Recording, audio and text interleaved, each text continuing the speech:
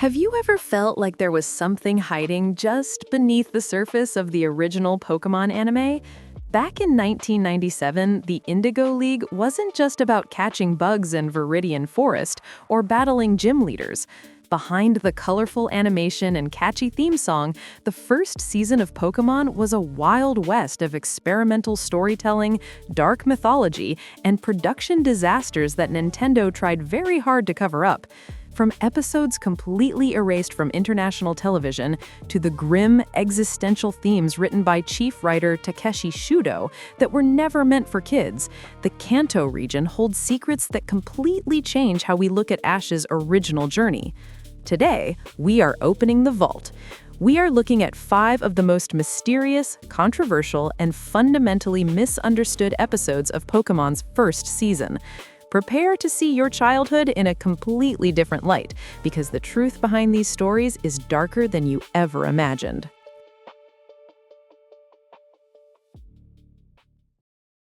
The psychological horror of Hypno's Naptime.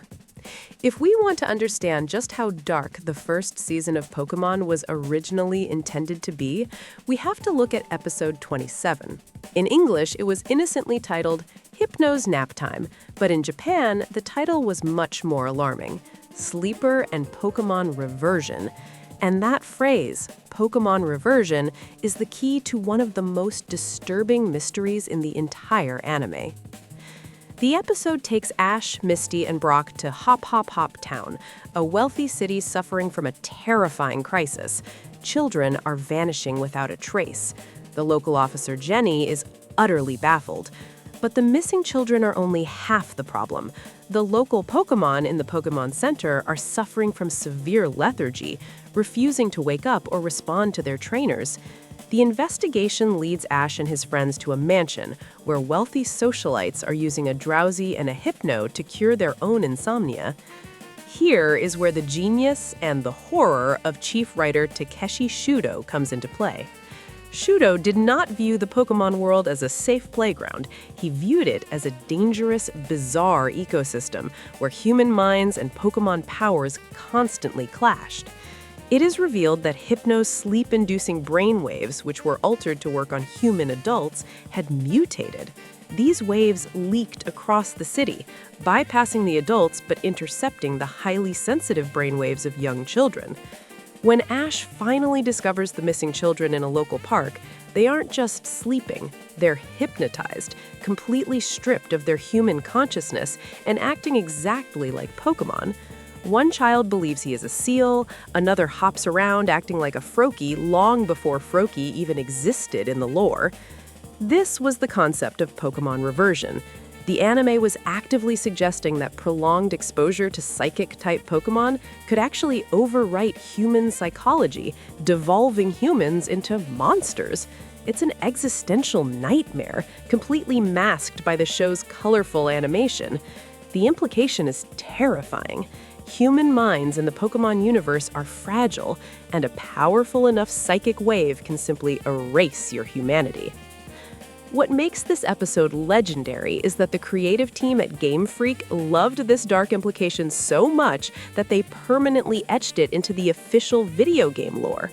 Years later, when Pokémon Fire Red was released, Hypno's official Pokédex entry was updated with a direct, chilling reference to this exact anime episode. It reads, "It carries a pendulum-like device. There once was an incident in which it took away a child it hypnotized."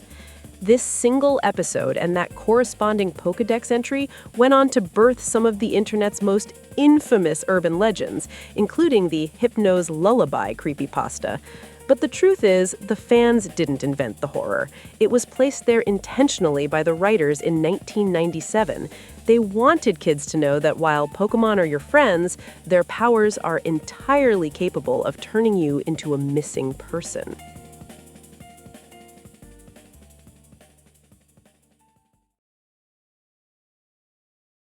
The hidden philosophy of Island of the Giant Pokémon. If you ask a veteran fan what they remember about episode 17, they will probably mention Ash, Pikachu, and Team Rocket running for their lives from a kaiju-sized Charizard. On the surface, Island of the Giant Pokémon feels like a goofy, Godzilla-inspired filler adventure to lighten the mood after the terrifying sinking of the St. Anne. But if you look past the giant robotic monsters, this episode is arguably the most philosophically important 20 minutes in the entire history of the anime. When a massive dragon rage attack from a Gyarados blasts the cast onto a mysterious island, the human characters are separated from their Pokémon. For the very first time in the series, the show shifts its perspective entirely to the creatures themselves. In the original Japanese broadcast, and translated for the English dub, we are suddenly given direct dialogue for what Pikachu, Meowth, Ekans, and Koffing are actually saying to each other, and what they say completely shatters the illusion of the Pokémon world. Without Jessie and James around to command them, Ekans and Koffing refuse to fight Pikachu. Meowth is furious, demanding to know why they won't attack the enemy, since they are supposed to be the bad guys. Ekans responds with a line that was directly pulled from the dark worldview of chief writer Takeshi Shudo. There is no such thing as an evil Pokémon. Pokémon only do bad things because their masters are bad. This wasn't just a throwaway line. In Takeshi Shudo's original 1997 Japanese light novels, he explored the grim reality of the Pokémon universe. He established that Pokémon are fundamentally innocent, highly intelligent creatures that are bound by a bizarre, almost tragic system of human servitude. They don't have human morality, they only reflect the souls of the trainers who capture them. By giving us subtitles in this episode, Shudo was secretly injecting his deep, existential lore right into a children's cartoon. But the mystery deepens when we look at the giant Pokémon themselves. They aren't mutations, and they aren't ancient biological anomalies. Ash and his friends eventually discover that these massive, terrifying creatures are actually high-tech animatronics. The entire island is a multi-million-dollar amusement park secretly funded and owned by Giovanni, the boss of Team Rocket. This revelation completely recontextualizes Team Rocket's operation in Kanto. Giovanni isn't just running a localized mafia, he is a ruthless capitalist building a dystopian, mechanized Disney world to launder money and exploit the public. The episode masterfully disguises a chilling lesson on free will, morality, and corporate greed behind the mask of a fun theme park adventure, proving that in Season 1, the writers were playing an entirely different game.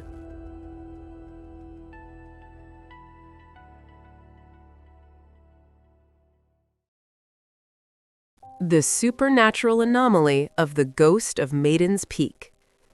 As the first season progressed, the writers began to test the boundaries of what exactly a Pokémon was. We were taught that Pokémon were biological creatures that could be caught, studied, and understood through science. But Episode 20, The Ghost of Maiden's Peak, threw the scientific rulebook completely out the window and dragged the anime straight into the realm of supernatural horror and ancient mythology. The setup is chilling. Ash, Misty, and Brock arrive at a coastal town during a summer festival, only to find Brock and Team Rocket's James completely entranced by the ethereal spirit of a young woman. The local legend states that this maiden has been waiting on a cliffside for 2,000 years, frozen in stone, longing for her lover to return from a brutal ancient war. Right away, this drops a massive piece of forgotten lore onto the audience. The mention of a 2,000-year-old war confirms that the Pokémon universe wasn't always a peaceful utopia of gym battles and sportsmanship. It has a dark, bloody human history filled with feudal conflicts and massive casualties. But the real mystery of this episode isn't the ancient war, it's the entity manipulating the town. a shape-shifting, telepathic Ghastly. This Ghastly breaks every single established rule in the Pokémon universe. It doesn't just repeat its name, it speaks fluid, highly articulate human language.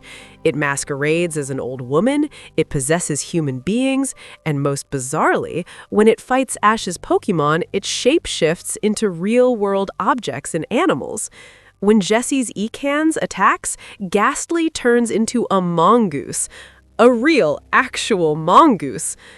For modern fans, seeing a real-world animal and Pokémon is incredibly jarring, but this was a direct translation of Takeshi Shudo's original vision.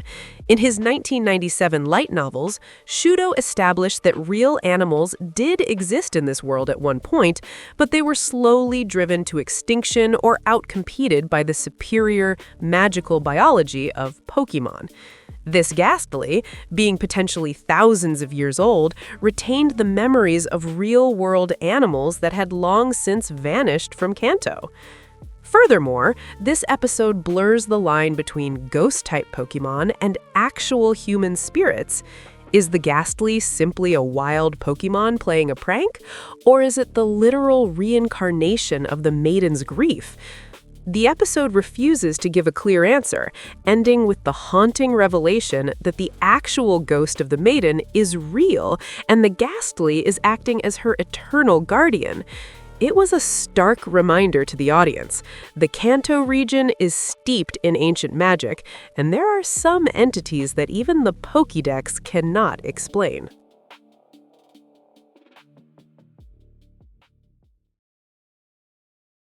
If the ghost of Maiden's Peak hinted at the supernatural, Episode 22, Abra and the Psychic Showdown, completely shattered the barrier between human limitations and Pokémon powers. When Ash and his friends finally arrive at the bustling Saffron City, they do not find a standard gym battle waiting for them. Instead, they walk directly into a psychological horror story orchestrated by a teenager with the power to bend reality itself. The Saffron City gym leader, Sabrina, is fundamentally different from anyone we have met in the series so far. She possesses telekinesis, telepathy, and teleportation. Her mind is so fractured by her overwhelming psychic abilities that her personality has split into two distinct entities: a cold, emotionless young woman and a giggling, sociopathic little girl holding a doll. When Ash loses his battle against her newly evolved Kadabra, the punishment isn't just handing over a gym badge. Sabrina literally shrinks Ash, Misty, and Brock, stripping them of their autonomy and trapping them inside a miniature dollhouse to play with them for eternity. This is where the lore of the early Pokémon universe becomes genuinely terrifying. In Takeshi Shudo's original world building, the line between humans and Pokémon was incredibly thin. Shudo theorized that psychic abilities were a raw evolutionary bridge between the two species. Sabrina wasn't just a trainer. Her brainwaves had mutated to the point where she was essentially a human Pokémon, capable of feats that rivaled legendary creatures. The implication that a human could possess enough power to physically alter reality and trap human souls in inanimate objects completely changed the stakes of Ash's journey.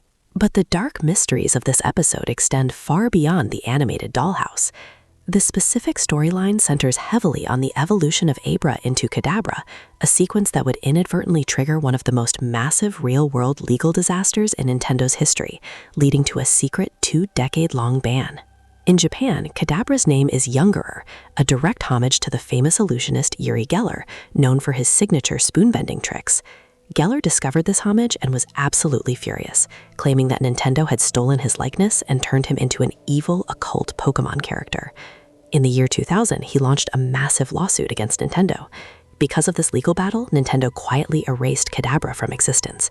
For over 20 years, Kadabra was completely blacklisted from the Pokémon trading card game, and its appearances in the anime were heavily restricted or entirely cut. When you rewatch Abra and the Psychic Showdown today, you are watching a piece of forbidden Pokémon history. You are witnessing the very character that terrified Nintendo's legal team so much that they forced it into the shadows for a generation. It is a brilliant, terrifying episode that blurs the line between human and monster, and it stands as a monument to one of the biggest real-world controversies the franchise ever faced.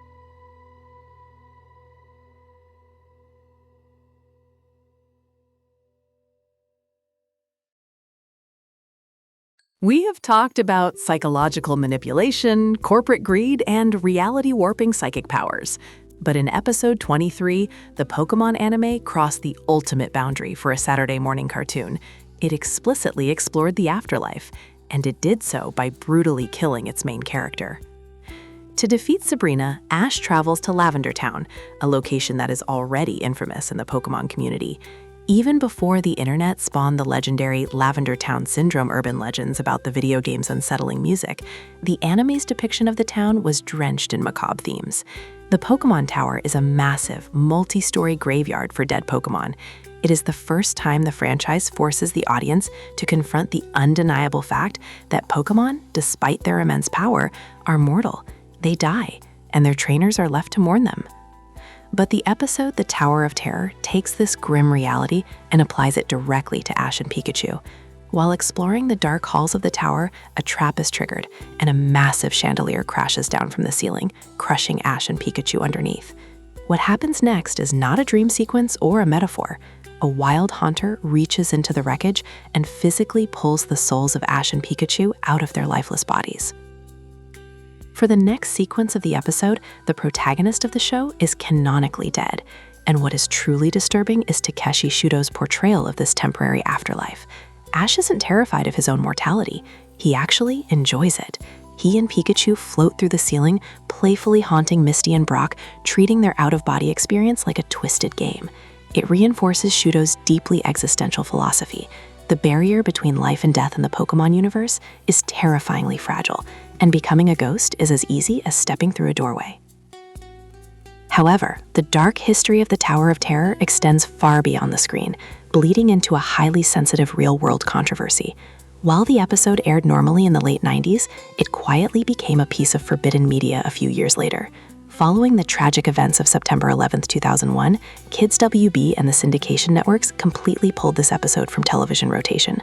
The combination of the title, The Tower of Terror, alongside themes of a ruined building and actual death, was deemed far too traumatic for American audiences at the time. For a period, this pivotal episode vanished into the void, leaving fans confused as to how Ash suddenly acquired a ghost Pokémon to defeat Sabrina. It is a chilling reminder of how the real world can suddenly collide with fictional media. The first season of Pokémon wasn't just a simple journey to catch them all. Through the lens of Takeshi Shudo and the original creative team, it was an unfiltered, often unsettling exploration of life, death, mythology, and the fragile human mind, wrapped in the guise of a children's adventure. And as these 5 episodes prove, the true history of the Kanto region is far darker than Nintendo ever wanted you to remember.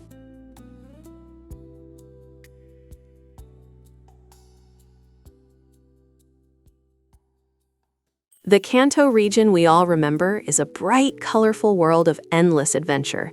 But as we've uncovered today, the actual blueprint for Pokémon Season 1 was built on a foundation of existential dread, supernatural horror, and complex philosophy that was never truly meant for a simple Saturday morning cartoon. Chief writer Takeshi Shudo's original vision pushed the boundaries of what this franchise could be, leaving behind a trail of banned episodes, deleted characters, and dark lore that Nintendo has spent decades trying to sanitize. These 5 episodes are just the tip of the iceberg when it comes to the hidden history of the Pokémon universe. If this deep dive changed the way you look at your childhood, hit the like button and make sure to subscribe to the channel. We are dedicated to opening the vault and uncovering the forgotten history, glitches, and erased lore of the anime and games you grew up with. Which of these Season 1 mysteries surprised you the most? Do you remember watching the original broadcasts of Hypno's Naptime or the uncensored Kadabra battles before the lawsuits changed everything? Let me know down in the comments below. I read every single one. Until next time, keep questioning the lore and stay curious.